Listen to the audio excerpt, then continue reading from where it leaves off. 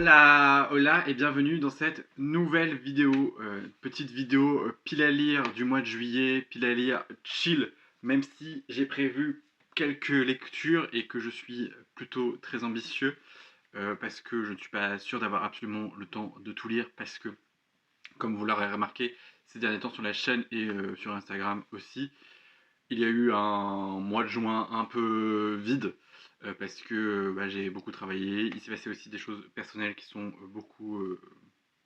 qui m'ont beaucoup pris l'esprit et j'ai quand même pas mal lu. J'ai pas totalement lu, enfin j'ai pratiquement lu toute ma pile à lire du mois dernier et j'essaierai de vous faire un bilan assez rapidement. Il faut absolument que j'arrive à me poser pour reprendre les bilans en lecture de mois. Parce qu'il y a de sacrées pépites, il y a aussi des livres un peu moins bons, mais il y a aussi de sacrées pépites, et notamment le mois dernier avec peut-être un ou deux coups de cœur quand même. Et du coup, là, c'est ce mois-ci, on se retrouve pour une pile à lire chill, sans catégorie, sans rien du tout. J'ai pris les lectures qui me faisaient envie, des LC que on a prévu ou non, ou pas encore, mais que j'ai très envie de faire en ce mois de juillet. Et puis voilà, parce que là, le mois dernier, je n'ai lu que 5 titres de ma pile à lire, contre 10 arrivées, donc voilà, les calculs n'étaient pas bons. Par rapport aux autres mois, c'était un peu le mois où ça a un peu pêché. Là, à l'heure actuelle, alors au 30 juin, j'étais à 18 titres dans ma pile à lire, par rapport au 31 mai où j'étais à 13 titres. Là, je suis à 18, là, je suis descendu à 17 puisque j'ai lu un graphique ce matin, donc voilà. Alors au moment où je tourne, on est le 3 juillet, donc le mois de juillet est bien entamé, mais j'avais que ce moment-là pour tourner cette vidéo, donc voilà. Sachant que en plus, j'ai déjà commencé un livre de cette pile à lire, et on va commencer par celui-ci. On commence tout de suite avec une petite romance, romantasy, je sais pas si on peut dire ça, avec A Witch's Guide to Fake Dating a Demon, édition Rageo dans leur collection Nu Adulte de Sarah Alway, qui m'a très gentiment été offert par Cécilia et Emmeline. Donc voilà, j'avais très envie de le découvrir. Je sais que Cécilia l'a lu. J'ai vu des bons retours dans l'ensemble, donc j'étais assez curieux. Je l'ai commencé ce matin. J'ai lu juste le premier chapitre. Donc à voir ce que ça donne. On est sur une sorcière qui, des temps modernes, de ce que je comprends, qui vit dans un monde, dans un petit village avec beaucoup de sorcières, avec beaucoup de créatures magiques, et va malencontreusement invoquer un homme démon. Voilà, c'est tout. Voilà, j'ai lu le premier chapitre. Voilà, c'est tout ce que je peux vous en dire. J'aimais bien, j'aimais beaucoup la couve et je trouve qu'elle fait très summer vibe, malgré que ça soit une petite sorcière. Voilà. Et j'ai lu très récemment Les avec des sorcières que j'ai beaucoup aimé, donc du coup j'avais envie de me plonger et dedans. Le second titre, je crois que je l'ai mis dans la pile à lire du mois dernier, mais il faut absolument que je le lise pour pouvoir le rendre à Emmeline. C'est Les Orageuses de Maria Burnier, c'est aux éditions Cambourakis, qui est tout petit, donc voilà, ça va se lire, c'est un peu plus de 140 pages, avec écrit derrière sorcière, donc en plus, voilà, parfait, qui me fait toujours très envie. Je ne sais pas de quoi ça parle et je n'ai pas envie de savoir de quoi ça parle. Très honnêtement, d'ailleurs, pour tous les livres que je vais vous présenter, si c'est des tomes 1, je ne sais pas de quoi ça parle et je m'en souviens pas, ou alors vaguement, mais pas assez pour vous faire un descriptif. Mais voilà, il me fait très envie, il est très court, je sais que les filles ont adoré et j'étais très curieux de découvrir. Donc voilà, ça sera peut-être ma prochaine lecture après celui-ci, histoire que je puisse le rendre, parce que celui-ci fait pas partie de ma pile à lire à proprement parler, donc voilà, il serait temps qu'il sorte. Ensuite, on va partir sur DLC où on n'est pas encore, ou alors que mes partenaires DLC sont pas forcément encore au courant, mais que je trouve qu'ils rentreraient parfaitement dans ce mood de juillet et que j'ai très envie de découvrir. J'ai mis ici le tome 1 de Chloé Chevalier, Loin des îles Mauves. Le tome 1 s'intitule La Sans Étoile, qui est magnifique, qui m'a très gentiment été offert par Lucie, celui-ci. Le tome 2 m'avait été offert par Emmeline, il me semble, ou peut-être l'inverse, et en plus, il m'a été chaleureusement dédicacé par l'autrice. Donc voilà, on doit se le lire en LC depuis un petit moment. Et en fait, vu que vous allez le voir, j'ai prévu quand même pas mal de grosses pages, je me suis dit qu'un petit livre comme ça, écrit assez gros, et enfin assez gros ça va encore, mais qui pourrait bien se dégommer. Et en plus, j'ai le tome 2 dans ma palle, donc pourquoi pas, même si j'ai prévu d'autres lectures et que j'ai envie de lire d'autres trucs. Voilà. J'ai essayé de constituer une palle avec les livres que j'avais déjà, même si, très honnêtement, il y a quelques livres que je pense acheter dans le mois et les lire aussitôt. Mais voilà, j'aimerais bien lire celui-ci, donc je sais pas si Lucie et Emeline, vous passez par là, si ça vous tente qu'on se le cale en juillet, sachant qu'en fait, en vrai, je ne sais même pas pourquoi je prévois attendre le DLC, parce que là, à l'heure où je vous parle, les 2 prochaines semaines, je vais être overbooké niveau taf, donc voilà. Mais des fois, en rentrant du travail et tout ça, lire un petit peu et tout, donc voilà, j'ai très envie et je ne sais plus de quoi ça parle. C'est écrit une fantaisie belle et âpre où le souffle iodé de la grande aventure se mêle à une méditation poétique sur l'identité, la civilisation et le progrès. Voilà, c'est sublime, je le trouve trop beau.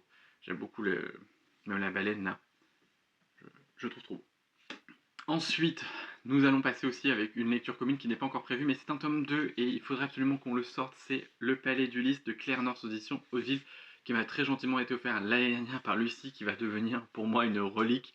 Et j'ai très envie de le lire là maintenant. En plein été, c'est parfait. Et en plus, le tome 3 est sorti très récemment, il me semble. Donc voilà, j'ai envie d'avancer, j'ai envie de continuer et tout. Et en plus, il est vraiment beau. J'aimais beaucoup le tome 1, mais j'avoue que le tome 2, je le trouve le bleu comme ça. Voilà, et le tome 3 est vert. Donc ça serait cool pour avancer la saga et être à jour. Et voilà. Donc le premier tome s'intitule Pénélope Reine d'Ithaque. Et comme son nom l'indique, on va suivre Pénélope, la Reine d'Ithaque, pendant l'absence d'Ulysse, avec toutes les persos qui tournent, qui gravitent autour. C'était vraiment très cool, même si j'ai mis du temps à le lire.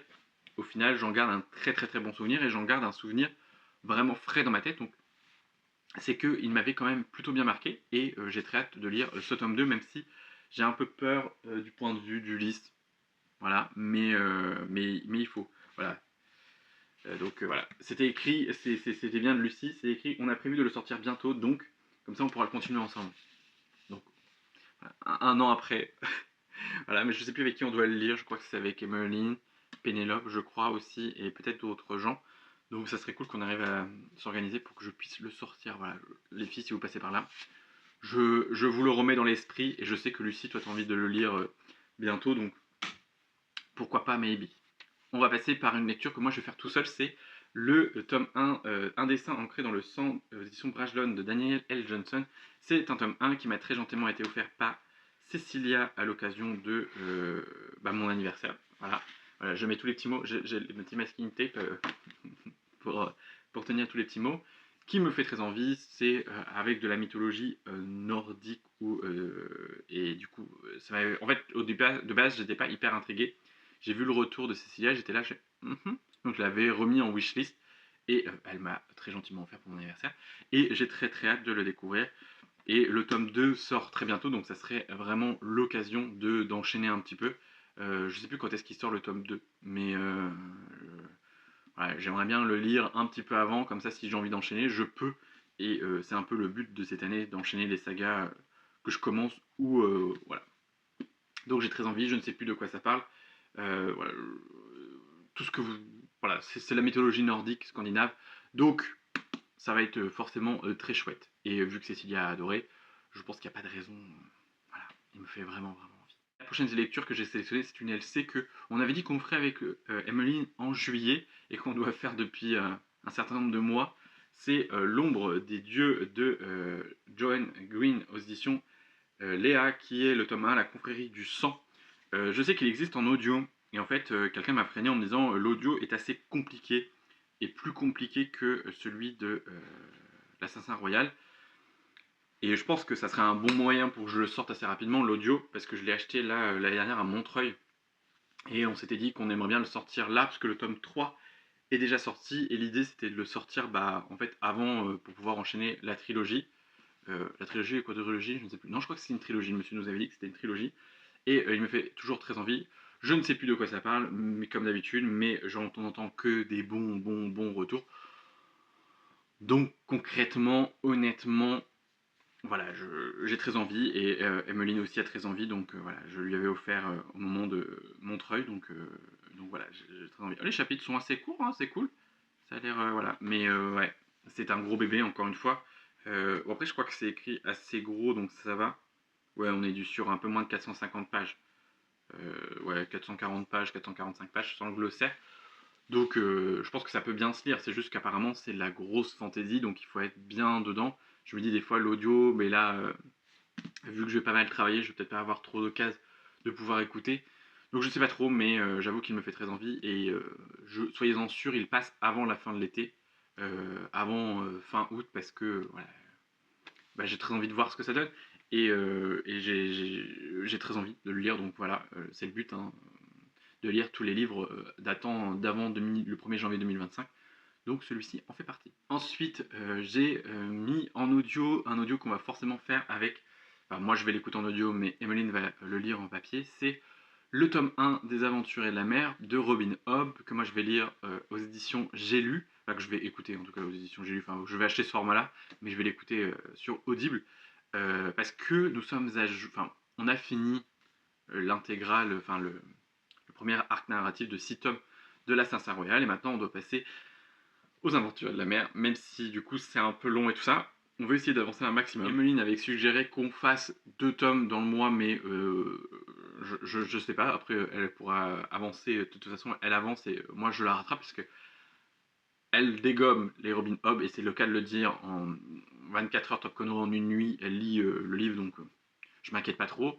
Et je suis assez curieux de découvrir les Aventures de la mer parce que j'en entends autant des gens qui ont un peu moins aimé et d'autres gens qui aiment aussi.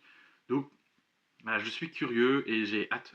Voilà, j'ai adoré l'Assassin Royal. Vraiment, c'est une. Alors, au-delà d'être une saga, j'allais dire, c'est pas. En fait, si vous voulez, c'est une saga plutôt réconfort, plutôt une bonne saga. C'est un bon audio. C'est vraiment le truc où, voilà, ce mois-ci, je l'ai écouté, je retrouve Fils et je retrouve ce côté, bah, ce monde et cette imagination, cette écriture, cette narration et tout qui était vraiment très cool.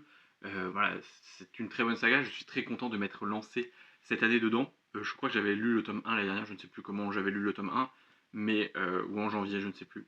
Mais je regrette absolument pas parce que c'était vraiment très chouette et ça l'est.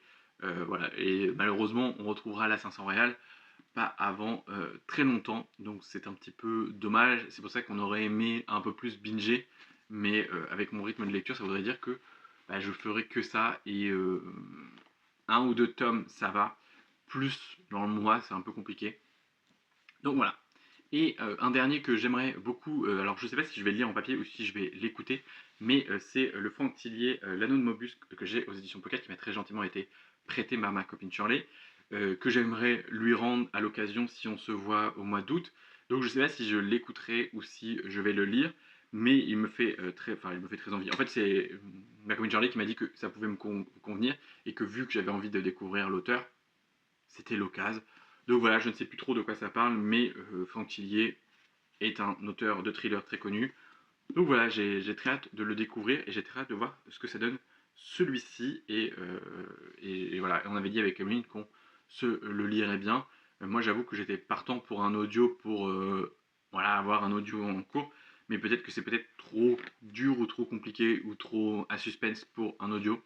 Donc on verra bien, mais voilà, il me fait aussi très envie et voilà, lui c'est un Orpal aussi, donc voilà, il faudrait que je puisse le rendre. C'en est tout pour ces 8 titres. Alors bien évidemment, il y a d'autres titres qui me font envie, mais que je n'ai pas encore acheté et que je ne suis pas sûr de me procurer sur ce mois-ci. Et il y a d'autres lectures qui s'intercaleront entre deux, mais voici celles qui me font envie, celles que je suis potentiellement le plus susceptible, si les LC s'organisent tout ça, de lire là en ce mois de juillet 2025.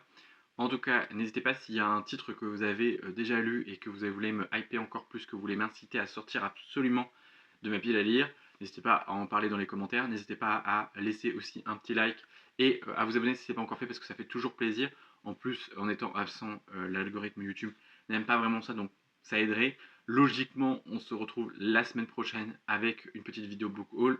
Et la semaine d'après, si tout va bien, on se retrouve avec la vidéo mid-year de Freak Book Tag. Parce que je l'avais fait l'année dernière, que en plus je n'ai pas fait de bilan 2024 pour des raisons X ou Y. Et du coup, je me dis qu'un bilan mi-année, ça pourrait être plutôt cool à faire. Voilà, sur ce, j'espère que vous aurez passé un agréable moment en ma compagnie. Je vous dis à très bientôt dans une nouvelle vidéo. Prenez soin de vous, c'est important. Bye.